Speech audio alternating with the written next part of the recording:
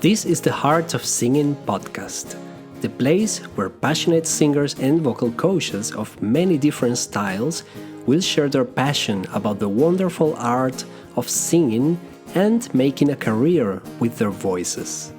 I'm your host, Henry Kershini. Now, let's get started.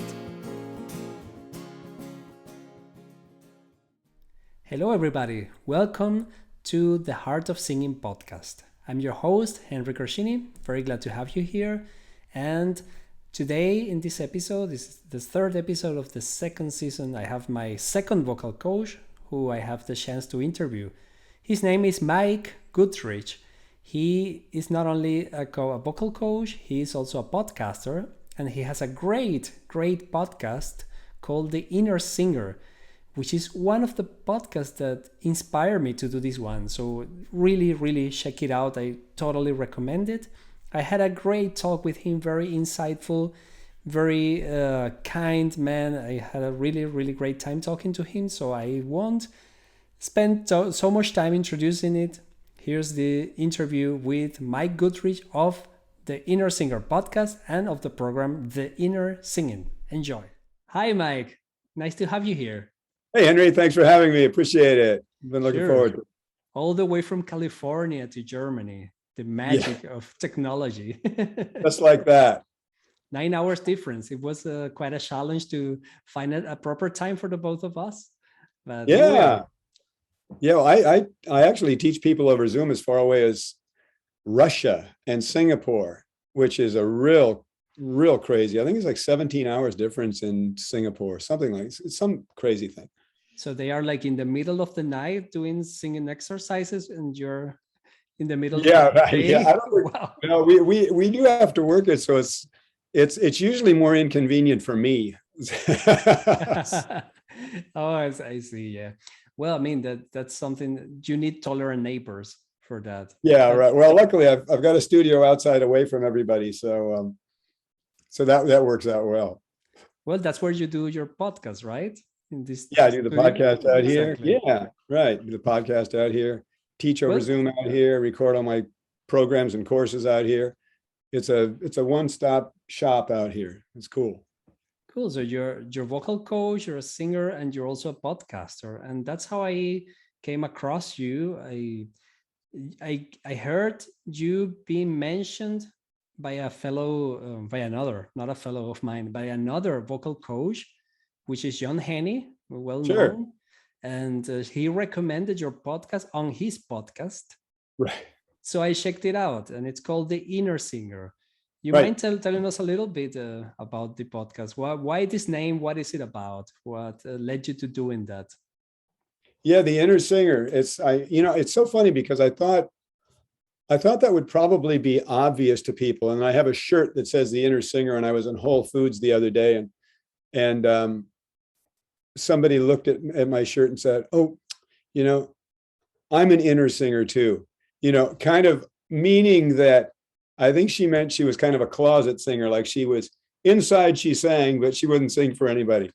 And I thought, oh, wow, that's an interesting take on it, because that's like not at all what I mean. So with the inner singer, it's basically the inner game of singing. I was inspired years ago when I read The Inner Game of Tennis. I used to play tennis. I wasn't very good, but I loved it. It was fun. Still play a little bit. But The Inner Game of Tennis dealt with just that. It wasn't talking about, how to improve your forehand or your backhand or your serve. It was talking about the inner game, the psychology behind it, the mental, the emotional, all of that. And that book really went down in history. And the fellow who wrote it, whose name escapes me right now, crazy, I've got it back there in my bookshelf, but I give him tons of credit. He really inspired my approach to singing. After I'd been teaching probably almost 20 years then when I got onto this, and I've been teaching 30 years now. So I think I came upon this about 2008. And then coupled with my mindset and brain coach, who's a guy named John Assaraf, who is fantastic. He's just an amazing guy. And he at the time was combining his teaching with mindset and his coaching. And so I thought, what a cool thing to do based on all the experience I've had with singers. When I see them hit walls and choke in auditions or mess up in performances or have trouble in recording sessions, and they just can't seem to get themselves out in public the way I see them, the way they are in lessons. And so I was wondering what's going on there, and they're hitting a wall. And so in my research, I found John Assaraf, and I found out a lot of brain research and neuroscience, and which is not a direction I ever thought to look in. And it really answered a tremendous amount of questions. And from there, I developed the Inner Singer and thought, okay, I'm going to create this whole body of work that is the inner game of singing so that we can raise our set point to what we believe is possible with our voices and eliminate the glass ceiling that we create. I'll give one analogy and then I'll stop talking. And then you can ask Feel away, free to talk. or I can elaborate. But it's very common in the financial world when people are trying to earn money and make money. Nowadays, it's very common for them to realize that there's kind of a glass ceiling. There's a set point, a financial set point that they have that will allow them to only make so much money. And it's kind of like it's a thermostat, basically. It's a cybernetic mechanism. There was a book years ago called Psycho-Cybernetics. And so they've discovered we all have this financial set point. That's why 85% of people who win the lottery lose the money within 5 years, because the inner doesn't conform with the outer. They've got all this money, but their feeling about themselves, their self-esteem, their belief about money, whatever it is, puts them, even though they're excited about getting the money consciously, unconsciously, it puts them into a scary, fearful, uncomfortable place. And the brain that likes to conserve energy and keep us alive and help us survive and stay away from fear and anything that's going to damage us, then takes and basically says, okay, now you got all this money. This is making you uncomfortable. Let's figure out a way to get rid of it so you can go back to being comfortable. And this is all unconscious. And so 85% of lottery winners lose the money.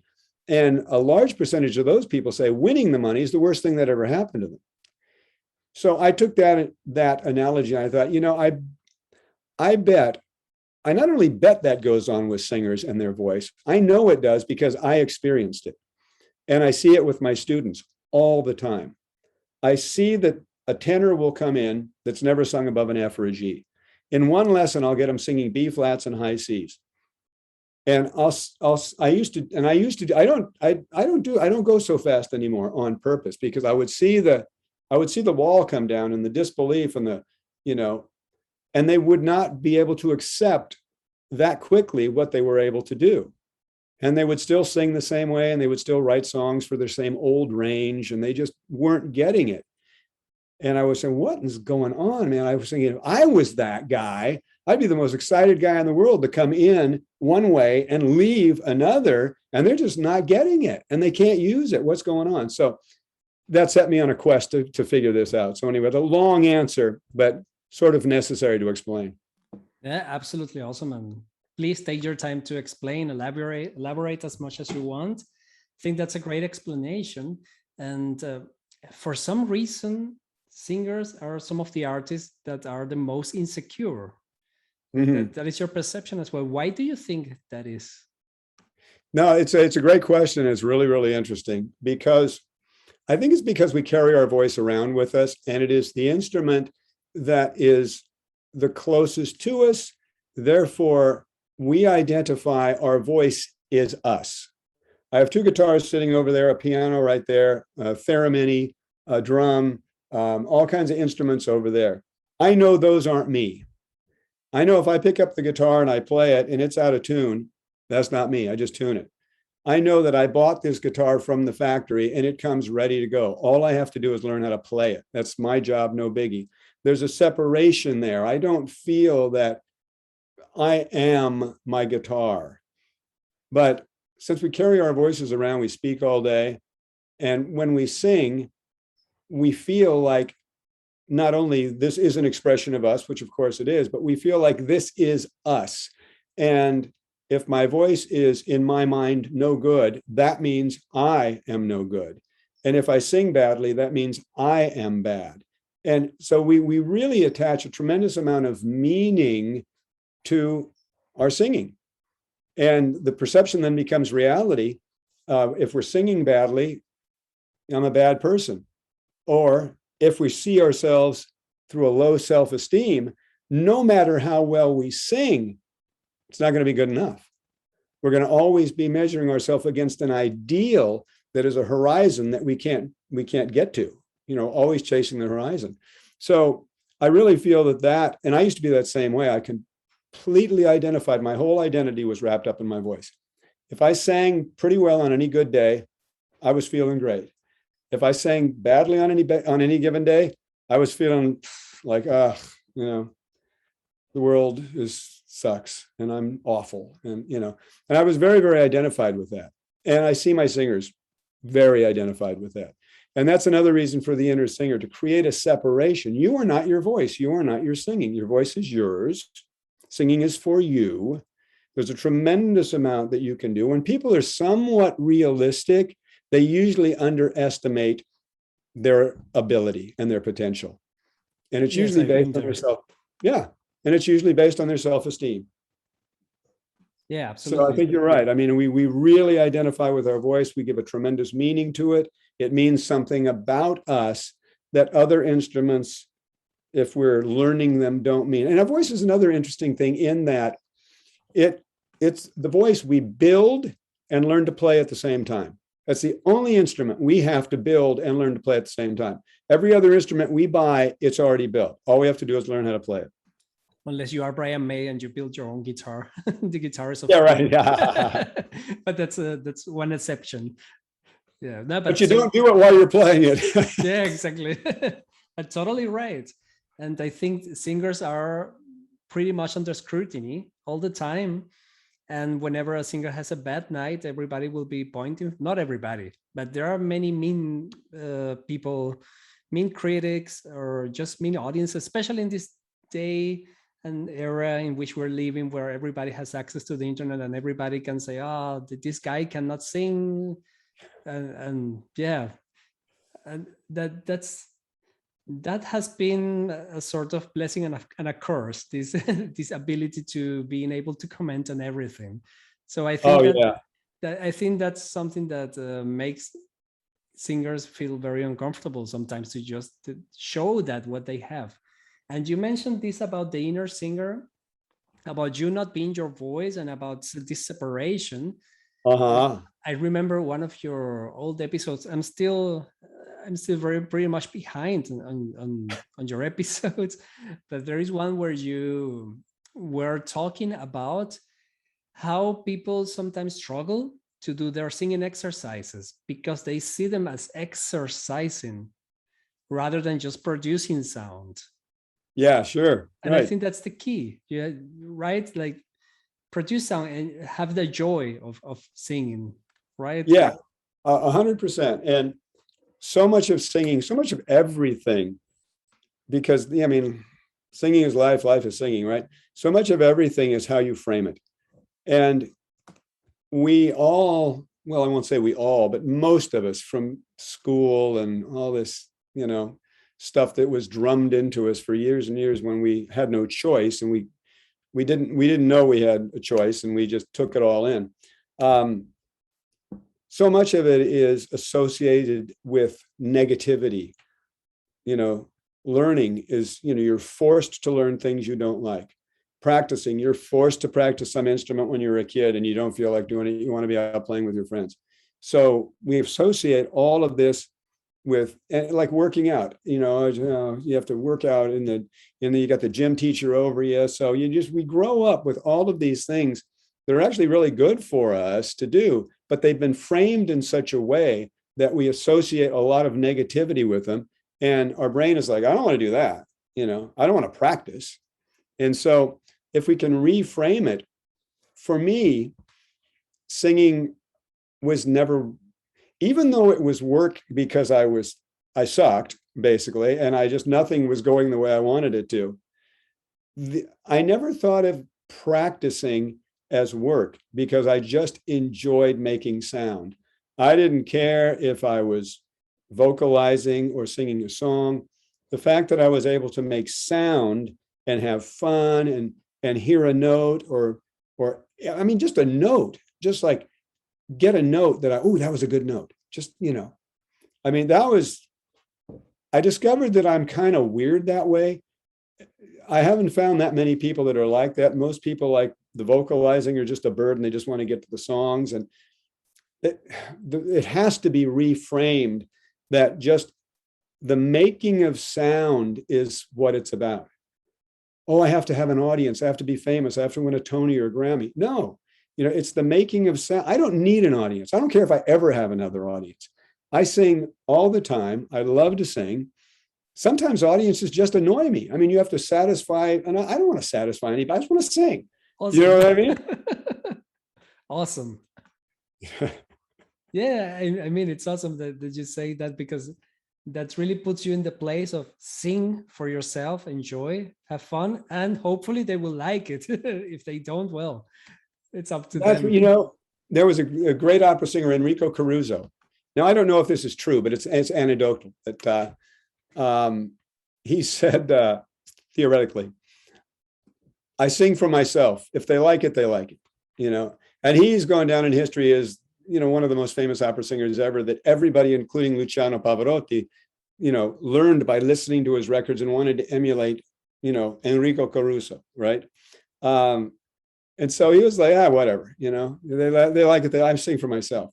And I say at the beginning of my Inner Singer program, in the, I think I say it in an audio, but it's in the workbook. It's the first thing I say is that this may be surprising to you, but because everybody says sing for the audience, sing for this, sing for that. It's like singing is for you. Your voice is yours. It's for you first. It's not for the audience first. If you don't take that and embrace it and sing for yourself, the audience isn't going to care. I used to love Ricky Martin when he was really, really famous and he was doing his thing. And I tell my wife this. I said, I was a total Ricky Martin fan. And the main reason is, and that, regardless of his talent, the thing I loved about Ricky Martin is he looked like he was having so much fun. I mean, you just want to watch a guy that's enjoying himself that much. I never got ego from him. I just got like, this guy's just rocking it. This guy's just having a great time. I feel the same way about Jack Black, who is a great singer, by the way. I mean, he goofs around all the time, but the guy is an unbelievably great rock singer. And he's just having fun. And most people are, most of the great ones, until they get wrapped up in their head, or they, which is probably challenging not to do when you get so famous and you have to keep upping yourself. I mean, night after night after night. Man, oh man. Yeah. It's unbelievable what these people are able to do. Well, I don't know. I'm going off on a tangent. One thing I did want to say about, I even wrote it down as we were talking, because we were talking about, like the trolls, that troll the internet and say the mean thing, and there are a gazillion of them these days. I sometimes do this just to make myself feel good, because we all get mean comments, we all get stuff that now they don't bother me. Now it's like whatever. I got one. My buddy John and I, John Henney, you mentioned, we will literally text each other the mean comments, trolly bad comments that we get, to try and see who gets the worst comments. He got a really hilarious one the other day, and then I got a really crazy one the other day. I think I got one time that I put out this really nice video on Facebook, great information, really good stuff, got a lot of nice comments, and I got one comment, all the guy said was, too long-winded to teach. And I wrote John, I said, I think I'm going to get that website, too longwindedtoteach.com, toolongwindedtoteach.com. Awesome. Which I guess I am. But every once in a while, if I need to feel good, if I get a bad comment or whatever, I'll go to like Beyonce's YouTube channel or somebody that's just killer. Somebody is like unbelievable. Like you cannot find anything wrong with Beyonce's voice. And I'll go to like Love on Top or something, and I'll look at just this killer song that where she's working her tail off, she's dancing, she's singing. It's unbelievable, flawless. And there'll be a ton of thumbs down. And I'm thinking, there you go. What do these people think? That's a great approach. Yeah, I mean, you cannot find anything on the internet, no matter how good it is, that's not going to have a bunch of thumbs down. And then it's like, okay, well, Beyonce gets thumbs down. That's okay if somebody doesn't like my video, you know. So, speaking of feedback, you started your podcast in a time where they were not as popular as right now. I mean, like right now, there's this explosion of podcasts, including this one. I have another one which is for spiritual topics, but it's kind of on standby now. And because everybody found free time, the whole situation, everybody should stay at home, and then a lot of people started podcasting. How has the communication between you and your listeners functioned during that time where you started, where there wasn't so much, there weren't so many podcasts, and now where there are so many? Yeah, it's so funny because I really got, I don't want to say lazy because that sounds like a super duper judgment of me. It wasn't really lazy, but I got a little bit distracted. So I got off being as consistent with the podcast. And I would get, like, hey, what's going on? So there were comments, and there, even in the dry periods, there still were, lots of downloads and things happening. And so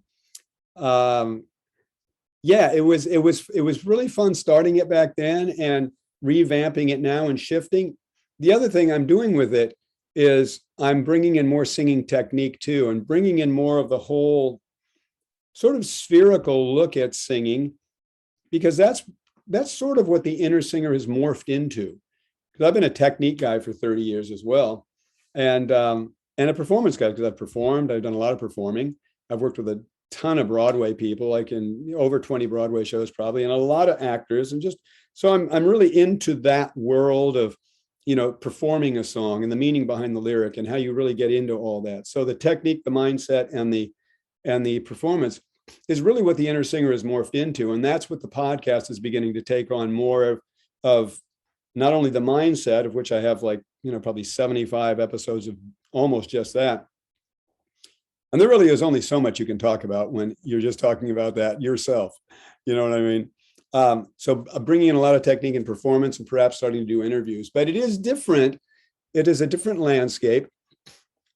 But honestly, it's not so much of a different landscape when it comes to singing. They're just, like you got a great podcast. My buddy John, who was inspired by mine, and now has way more episodes. He said that. Yeah, and now he has way more episodes than I do. I hate to think that John's more disciplined than I am, but I think he is. It looks like that, but don't be so hard on yourself. But the landscape I think has changed around. I think there are a whole lot of like probably business podcasts and working out and all this. But oddly enough, you probably discovered when you created your singing podcast, they're not that many. They're really, it's not. There really are not that many, which is great. And there are a tremendous amount of singers. And I think it's a terrific time. I mean, cars are, you can listen to them in cars. It's just, I think that I was a little ahead of the curve with the podcast for singing, although there was another couple of good ones when I started. But yeah, I think you're right in the general, world. There are a lot, but I don't know why singing, they're not a lot. And singing is such an audio thing. It's video too. I mean, with YouTube, there are a million YouTube channels, obviously, but my podcast is strictly audio. What will probably remain audio as well, because one of the things I love about it is I don't care what I look like in a podcast. I don't need lighting. I don't need to be. I shaved specifically for today. I don't have to shave. I can have my baseball hat on. I can, be in my pajamas. the lighting can suck, and I mean, nothing has to be, all I have to have is good information, turn it on, boom, go. It's my dream job. YouTube videos are kind of annoying. You have the lighting, the editing, the audio, also, oh my God, but a podcast is like, boom, that's awesome. I love it. So mine will probably never be video. Well, I got to doing video because I realized that people are consuming more videos now. And to be honest, the podcast had a lot more views than downloads. So it's the YouTube channel that is actually, and it's my channel, which I have used for years for posting stuff that I play myself or my music. And now I'm using it for my podcast as well. And people are really watching and not so much listening for whatever reason. But I agree with you.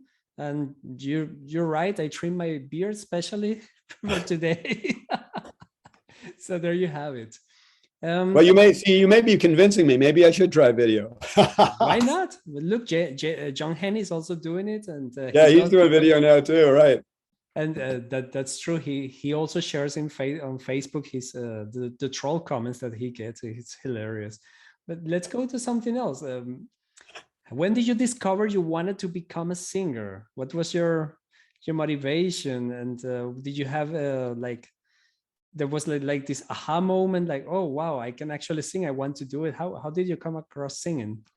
Singing was weird for me. It's really the one thing that when I was younger, I didn't get good at fast. I was in probably, I guess, a high school maybe. And I got really good at guitar fast. I got good at drums fast. And in retrospect, I discovered years later that it was probably all the mental rehearsal that I did for guitar and drums and baseball that got me good fast. And in retrospect, I was looking at, all the times I was in study hall, supposed to be studying, and I put my head down on the desk because I was a horrible student and I hated school. The only thing that got me through school was baseball and girls. That's it. Other than that, I almost flunked out. Didn't go to college because I was not about to go to another 4 years of anything like that. So you can, I'm very opinionated about school, but, and maybe many people had great experiences, but, I just couldn't stand it. But anyway, so I would, I wouldn't be studying. I'd be like pretending I was sleeping, but I would be like visualizing and seeing myself playing Eric Clapton leads, and I would hear the lead in my head, and or for baseball, it was the same thing. For drums, it was the same thing. And I got to a relatively accomplished level for that age pretty quickly. Singing was completely different. For some reason, I didn't do that much with singing. I don't know why. I wanted to sing rock and roll. First, I was terrible. Number one, I didn't have any range. I didn't have any vibrato. I couldn't sing high at all. I mean, I couldn't really sing over an F, and my larynx would go way up, and I do. It was just awful, yeah, and it would feel horrible. It would just feel horrible. And so I don't actually have a concrete answer as to why I wanted to do it. It is the weirdest, most ironic thing that I became a vocal coach for the last 30 years, and that I've actually performed as Che and Evita, Georgia Sunday Park with George, a lot of cabaret stuff, and all that, and that I can do actually what I can do with my voice, which is weird, when I literally sucked.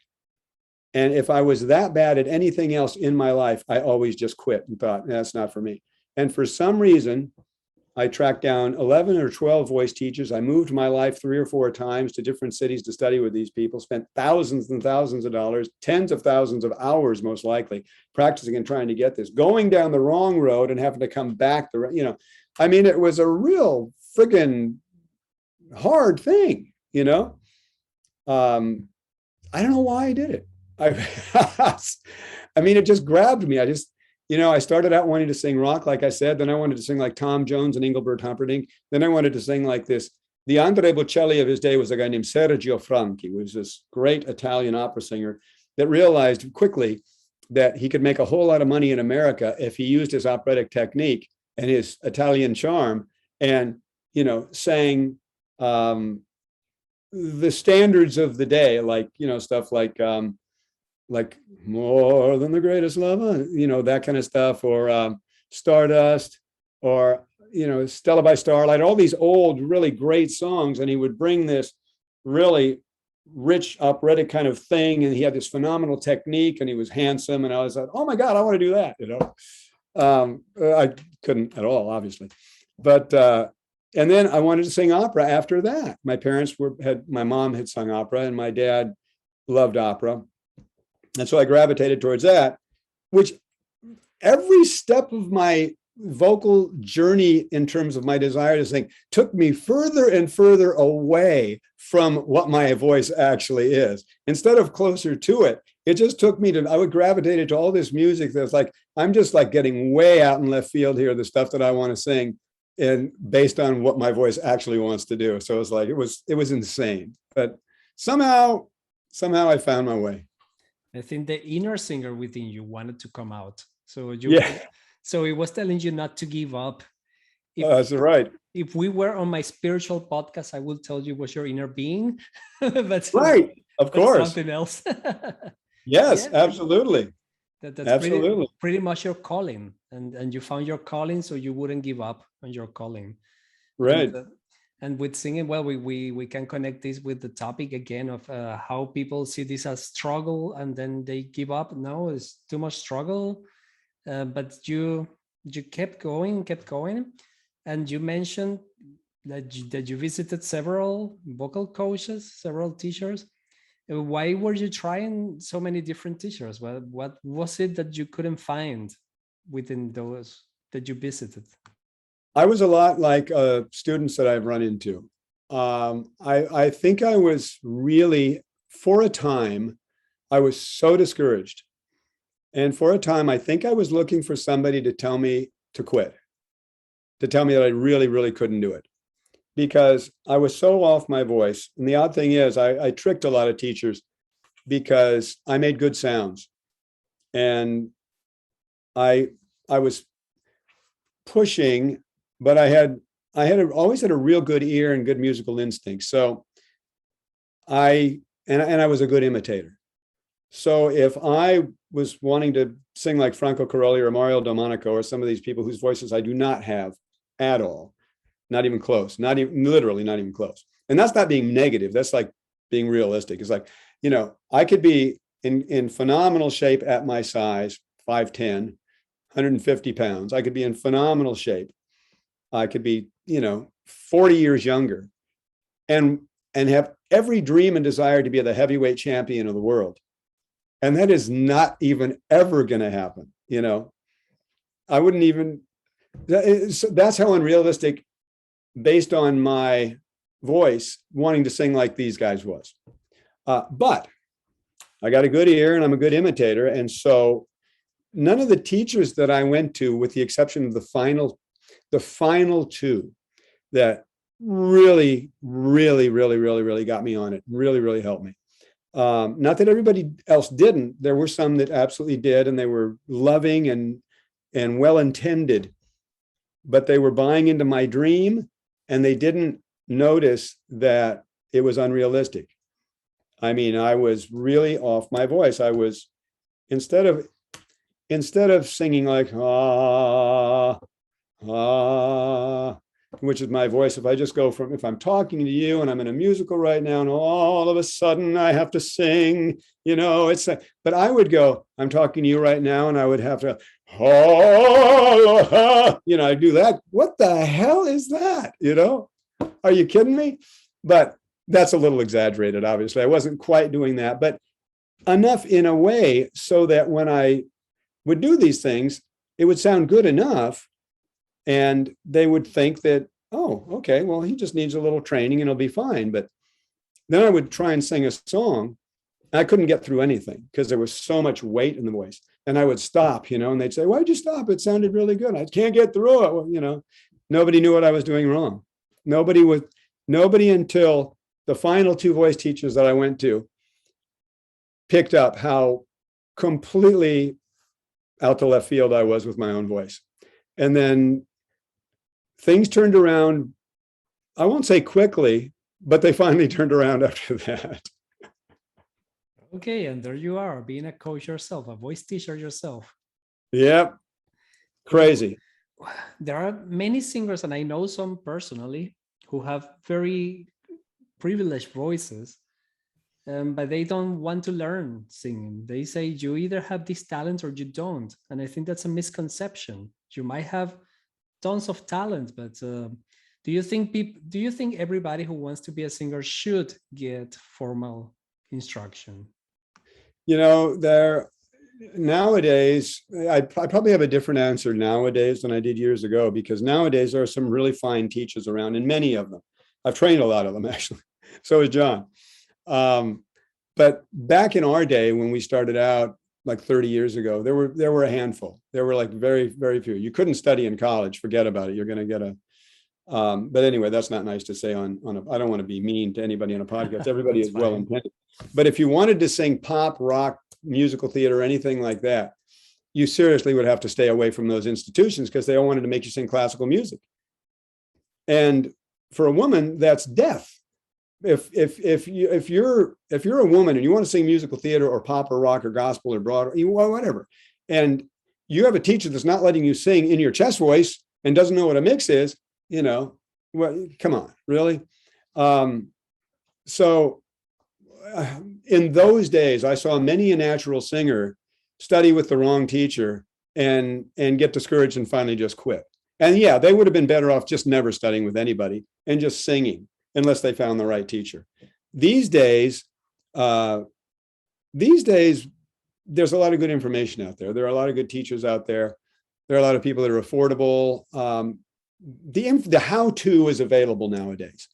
So singers have to ask themselves, this question: are you interested in being a singer, or are you committed to being a singer? Because if you're interested, you'll do what's convenient, and you'll get discouraged, and you'll take things personally, and a bad comment will make you quit. If you're committed, you'll do what it takes. And none of those things will bother you. And if they bother you, you'll keep going. You'll keep going. You'll keep going. So I just got a guy sent me a video. It was yesterday. And the guy says, "Can I get your opinion on this? I've been singing for 2 years, and I don't know if this is any good. My friends say it's awesome, but I really would love to get your opinion." And so I listened to the video. It's a 2-minute video. And the guy proceeds to play his guitar and sing like a rock, like Bob Seger. I mean, almost that good. He's got the grit. He's getting up into his mix, but I mean, it's strong. And it's like, dude, man, that is something else. Now, let's use him as an example. If he were to study with me or John or somebody that I trust, I think he could really, really go to the next level. In the hands of the wrong teacher, though, he'd be better off not studying, because he's already doing so many good things. He'd have a better chance figuring it out himself than he would going against somebody that's doesn't know what they're doing. And in that instance, the singer has to follow their intuition. Like I say, the how-to is out there. The information is out there. And there's a lot of free information. I give away a lot of free information. I mean, there's a lot of free information out there. That's really, really good. So you got to do some research. You got to, and the other thing that singers, I think we kind of all do, and I certainly did, singers are always looking to somebody to save them. And we can't do that as singers. Got to save yourself. Dennis Miller is a great comedian. He tells a story of, going out on stage by himself. He says, you're backstage, you got all the suits, the network executives, you got all these people telling you this, that, boom, boom, boom, boom, boom, boom, boom. He says, but when you walk out on that stage, it's you, so you do what you feel is right. And the same thing with a singer. I mean, singers, and I did the same thing. I looked at this teacher, saved me, this teacher saved me, this teacher saved me. And it's finally like, dude, no, you got to figure this out. Every great singer has figured it out for themselves. I don't care what teachers try and take credit for them. no teacher can take a credit for a great singer. You know, That's a they great can, quote. It's a great quote. No yeah, teacher can take credit for a great singer. Awesome. yeah, they Never have to thought about figure, it that way. That's true. yeah, they have to figure it out. Every great singer has figured it out. We get help along the way. We get things that we use. Ooh, that's great. Ooh, I will take that and I will figure that out in my own voice. I'll take that and I'll figure it out in my own voice. But I mean, I have people that just like stare at me during the lesson. And the energy is like, save me, fix me, fix me. And it's like, dude, I'm giving you all the stuff here. Now you got to go do it. You know, you've got to figure this out. You got to change your mindset. You got to get your mindset working for you. You can't come into every lesson looking at me like I used to look at all these 11 teachers. You know, should I quit? Am I going to get it? It's like, you should quit that, you know. So anyway. Okay. So you're teaching the whole day, basically, right? Teaching, podcasting. Do you have time or do you take time to also do a vocal routine of your own? Yeah, I take, well, I don't have a vocal routine anymore that I do, honestly. But I sing a lot. So I sort of got to the point, if I really want to sing, if I really have time to sing and I'm going to sing a little bit, my vocal routine now is what I heard from singers years ago when I didn't understand it and couldn't really do it. They say, oh, I just sing a few songs, you know, and I'm thinking, wow, I've got to warm up for like hours. You know, I don't anymore, which is kind of cool. I don't have to warm up for hours to sing. So usually I'll just start singing something soft and, you know, like I'll start singing a little Bring Him Home maybe, or I'll I'll just walk around the house making sound, you know, just little, I'm just walking around, oh, I'm just making sound. I'm singing in my head voice, kind of warming it up, just kind of, you know, just loving the idea of making sound. Then I'll sing a little louder, I'll play around a little, and a song will occur to me, and oh, I'll sing a phrase here, I'll sing a phrase there. I am like the king of, you know, shiny object syndrome with a song. Oh, I'm going to sing this phrase. I'm going to sing it all. Oh, no, I'm going to sing this now. And so I go back and rarely these days do I actually say, oh, I'm just going to sing this entire song. Sometimes I do. A lot of times it's an operatic aria. No, nobody would want to hear that. And I totally understand that and admit it and am absolutely cool with it. But in the privacy of my own home, Italian art songs, arias are my favorite thing to sing. You know, I'm fine if my wife and my son are around. That's great. They think it's good. Sometimes my wife, well, that sounded really good, you know, and I'm, oh, thanks, you know, but I'm still not going to do it for anybody, you know. So, Mike, I think we're a little bit short of on time right now. You told me you have some things to do. So I just wanted to wrap this up quickly. Thank you very much for having taken the time. Oh, you bet. It's been great with fun. us. Yeah, I had a lot of fun. Just to wrap it up, how can people find you if they're interested in training with you? Oh, thank you. Thanks for asking. The best way and easiest way is just to get on my my email list. They can go to mikegoodrich.com, Goodrich, Goodrich. My wife always says it sounds like I say Goodridge, which it is. Goodrich is hard to say. I admit, when I first Googled you, yeah, right. I also wrote it that way. That's funny. So Mike Goodrich, like the tire.com. And you can opt in for my free video series, which is really, really good, by the way. There are 3 videos. It's called the Free Singing Accelerator video series. There's one on the magic of vowels. It's all about vowels. Vowels, like a 20-minute video on vowels with a vowel chart you can download. Walk through how to sing the vowels. Vowels are like colors for us. We're artists. Vowels are like colors. You have to mix and blend these vowel shades and colors, and they all share in each other's qualities, right? You don't just have A, E, I, O, U, or I, E, O, U, or any of those, right? They're all, just like you don't have just red. Ooh, there's just one shade of red. No, there's red, and that has a little green, it's got a little blue, it's got a little brown in it, and it all makes up that shade that you want. Same thing with vowels. And I have one on singing in the brain, which talks a lot about it. I'll give you a couple of exercises that are just killer for the mindset and for mental rehearsal and what have you. And then one on performance, authentic performance for singers, where I share an exercise that I love that nobody does, and I don't understand why. But it will take people's performance of a song like up a few notches for sure if they do this exercise. So, and that's all free. And then they get on my list, and then they can communicate with me. I can communicate with them. So that's really the best way to do it. Awesome. Well, thanks a lot, Mike. It's been a You bet, Henry. real pleasure. And take care of yourself, and see you some other time soon, maybe. Great, man. Thanks so much. Bye. Take care. So that was it. That was my interview with Mike Goodrich. I hope you enjoyed it. I had a lot of fun doing it. I had a great time talking to him. I think I learned a lot from him during the interview, and I totally recommend you once again to check out his podcast, The Inner Singer.